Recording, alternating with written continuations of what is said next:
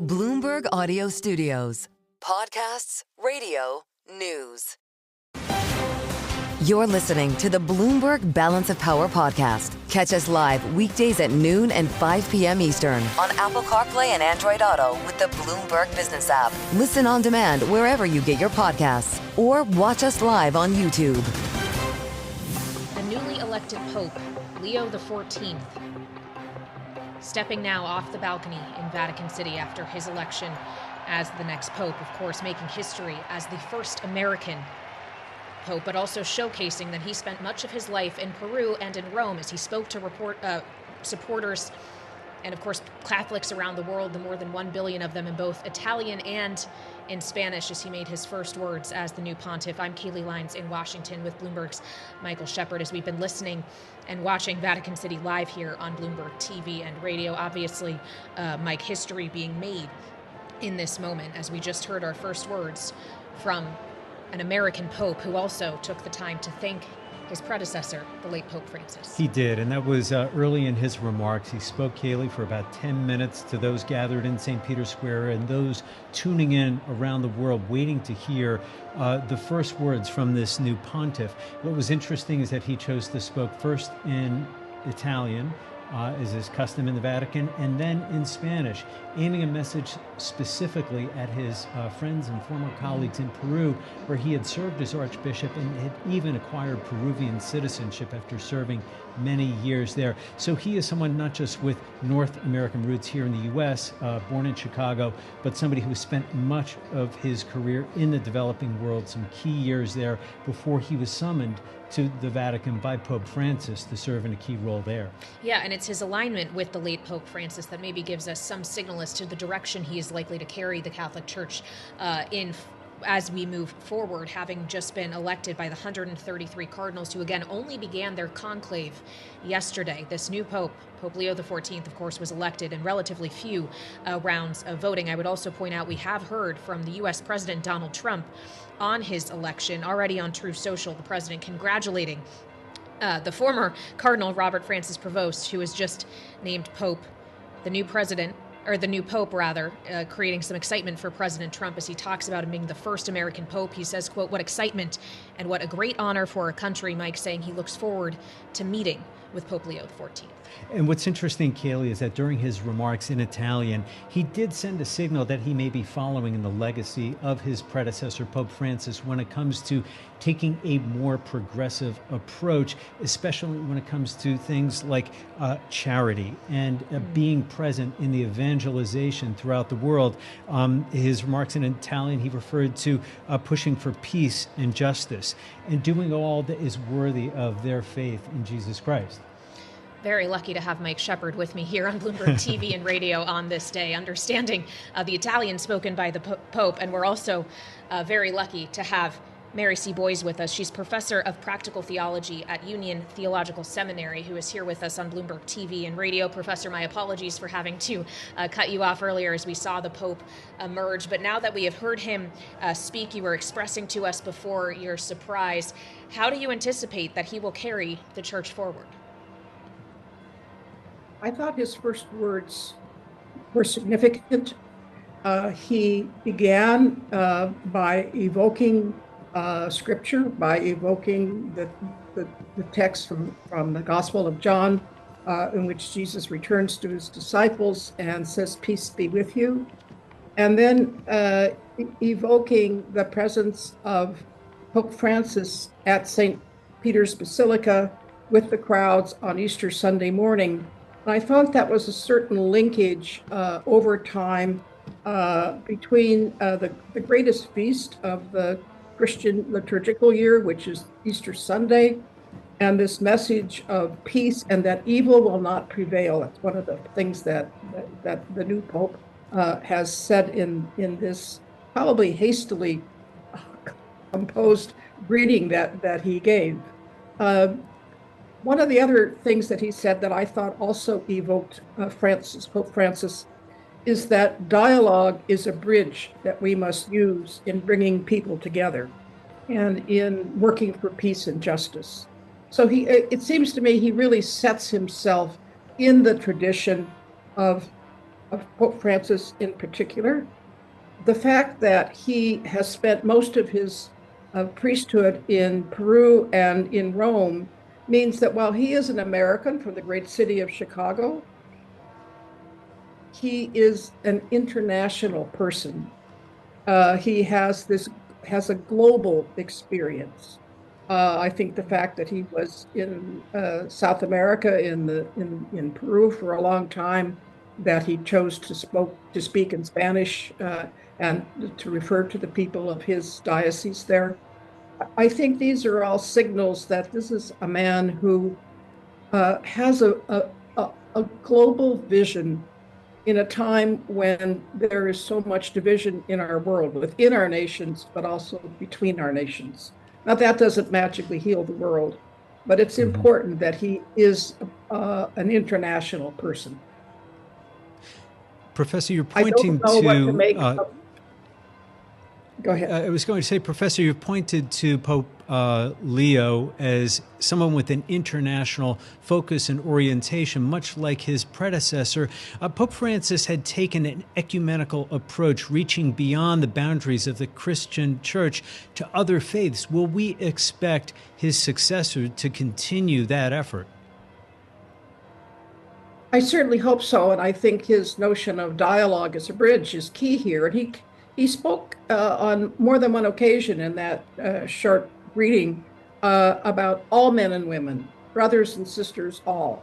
And just sort of lovely, just as I was just about 2 minutes ago, I got a text from a Jewish friend saying Mazel Tov on your new selection. I mean, the world really is looking for people who have this global vision, who have a sense that we must do everything we can that evil will not prevail. And I would have to do some more research, but it seems to me his choice of the name Leo, his immediate predecessor would be Leo XIII, who was Pope for about 25 years, I think, between 1878 and 1903. So it goes back more than a century. And among the things that Leo XIII is best known for is a worldwide letter known as an encyclical called in Latin Rerum Novarum, and it was a very important advocacy for the working class, for working men and women. And so I wonder if that has to do primarily with his choice of the name Leo. I mean, we're all, we don't know these things, so we're speculating. But I do think that would situate him in the tradition of Francis and in the long tradition of Pope Leo in advocating for peace and justice for the people in the world who have all too little recognition and who work for paltry wages and in unjust situations. Professor, you mentioned his outreach to the world, but in the church there has been division over the role of women. What do we expect Pope Leo now to do on that issue? Has he taken a stance in his previous roles? I don't know that. The church has 1.4 billion members in every land, in every tribe and tongue.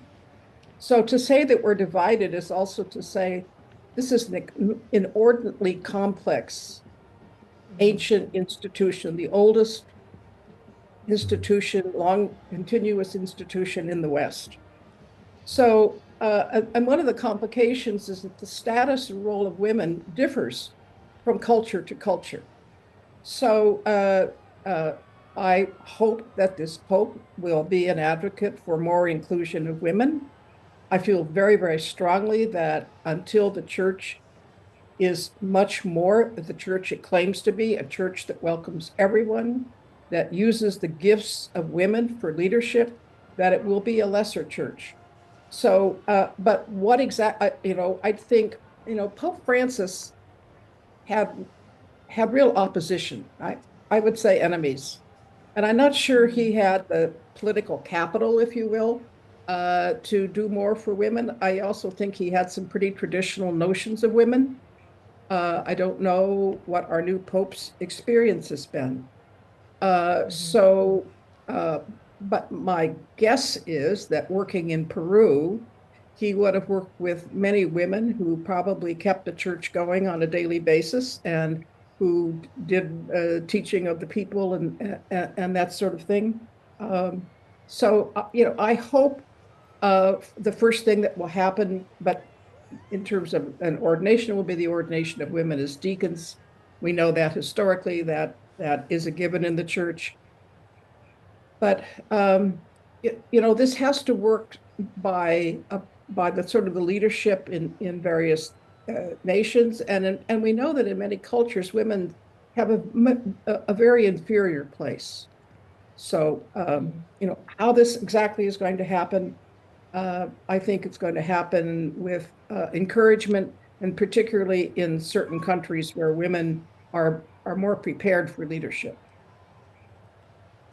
Well, and as we consider the church's approach to women in leadership is one thing, but you allude to some of the resistance Pope Francis ran into on other issues, other social issues, including the church's approach to LGBTQ individuals. And I wonder, Professor, if you could elaborate on where you think that ongoing dialogue might go from here under Pope Leo XIV. Again, because I don't really know the thinking of the new Pope, or I don't really know. He hasn't been one of those that's been talked about so much as papabile. I hope, because the fact that he sort of put himself in the tradition of Francis, it would seem to me that he would be open much to what is necessary, which is a more inclusive church. So many of us live in nations where there are leaders that stoke divisions, and the role of the Pope is to be someone who calls us together, and not necessarily, I'm not meaning everybody should become a Catholic trying to convert people, but who has a vision for how the world could really be. And I think one of the great things that Pope Francis was his encyclical Laudato Si on the environment, in which he begins by saying the earth is our common home. And I think that I teach at a historically Protestant seminary that is ecumenical and now interreligious.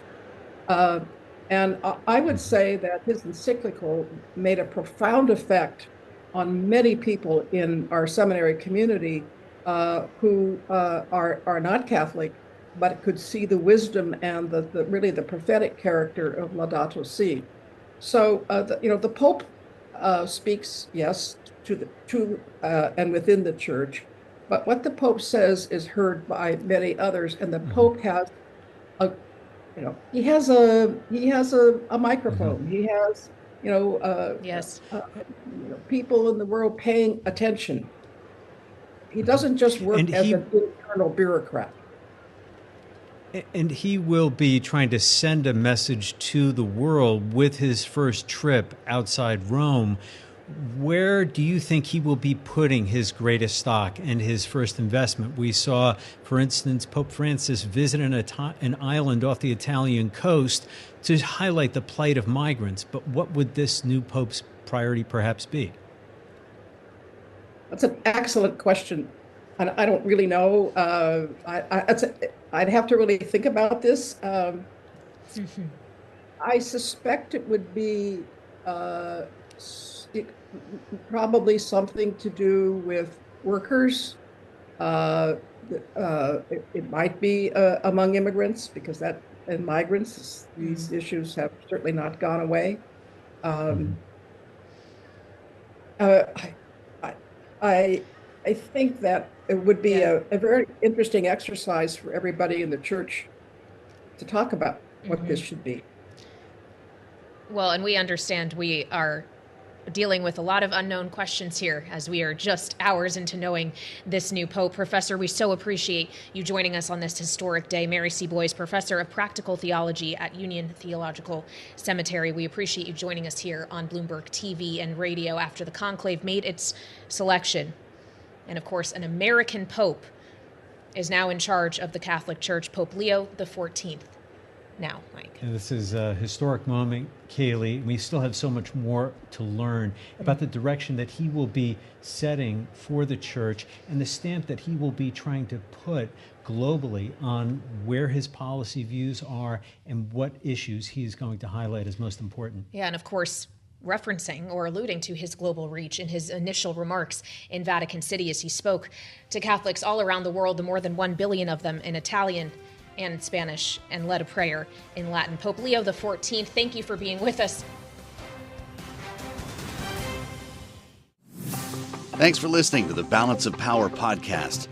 Make sure to subscribe if you haven't already at Apple, Spotify, or wherever you get your podcasts. And you can find us live every weekday from Washington, D.C. at noontime Eastern at Bloomberg.com.